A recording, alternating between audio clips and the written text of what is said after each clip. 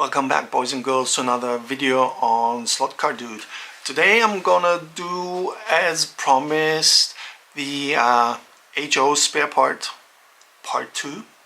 We're gonna have a look on how we can reduce the magnetic downforce even coming from the motor, looking at a special motor because I got myself parts where I can wrap the motor magnets into a 3D printed part and rearrange the motor so to reduce the magnetic downforce from the motor. Because if we get rid of the magnetic downforce, sorry guys, magnetic downforce from the traction magnets, if we remove those, we still got the magnets from the motor that do actually have a lot of downforce still from the motor to the rail, and there are parts available out there in the aftermarket where you can change those motor magnets to 3D printed parts where motor magnets are built in to reduce the downforce of those motor magnets. Having a step-by-step tutorial prepared after this intro, and I'm gonna do another part, not today, but another part on how they actually perform on the track. So if you're interested in losing magnetic downforce on an HO car, stay tuned. See ya.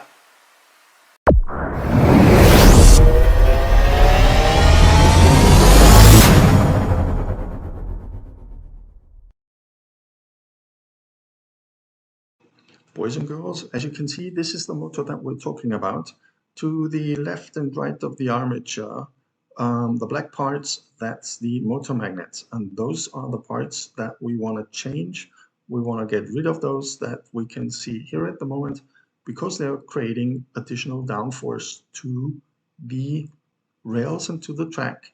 So we are gonna remove the aluminum U housing, whatever you will call it, and pull the white armature holder where the brushes are out to get the armature out, to get the magnets out. Those four, what do you call them, lashes parts, should be slightly bent upwards so that you can remove the white part in the rear here where the armature is housing and where the brushes are.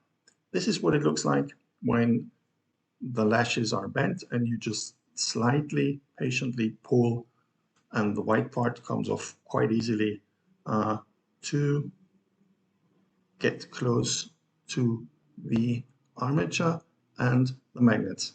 One thing you shouldn't forget, like I did, is remove the pinion first. Yes, just a little experience here. Remove the pinion before you actually start to work. I had to do it now, in between. Yes, of course it does. It is possible. It's just a little more complicated. So you should do that before. Just a little hint on the side.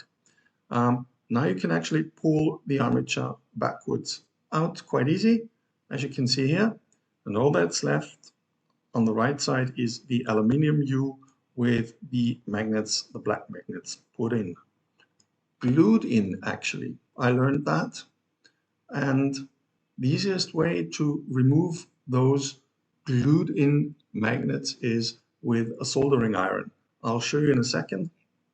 Not too hard, quite easy to do, but first of all, here are the parts that gonna replace the motor magnets. We've got the magnets and the 3D printed parts where the magnets will fit in, and the small slot that you see is here on the right side that will face actually the armature, and all the rest is just covered by the 3D printed part, so no more magnet goes onto the track.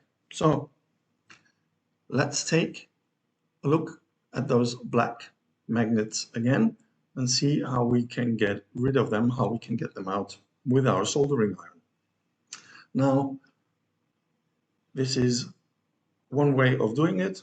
It is quite easy. It takes a little, like 2 or 3 minutes, and then you can very easily remove the magnets with an X-Acto knife, one after the other. Don't forget to hold the aluminum part, not with your fingers. No, I didn't.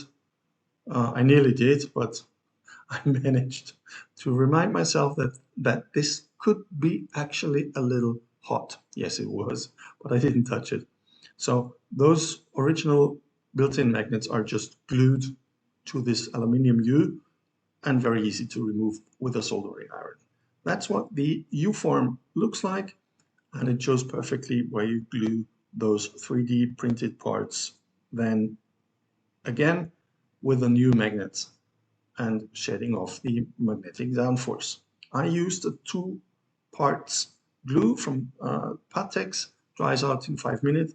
5 minutes is extremely strong after it dried out. I'm using that a lot also on bodies, Slotcar bodies. Here we've got the prepared magnets with the glue already on them.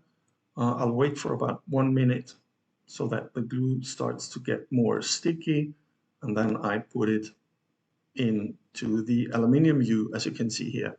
Quite easy to do, very easy fit,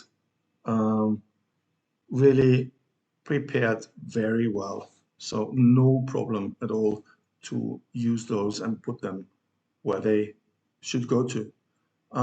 So a big shout out here to Dean, who's really done an excellent job on setting those up. I'm really looking forward to see the motor on track, but this will take a few more days until I can do that actually. First of all, we'll put the motor back together and wait the 5 minutes to dry out. The putting together is not that hard. If you took it apart, you know exactly which part goes where. This is what it looks like when it's already refitted and closed again. This is the one side, and if we turn it around, this is the other side. Looking really neat, really good, and again, everything fitted. And of course, I wanted to test, does it still work? I mean, just refitting and gluing is not everything.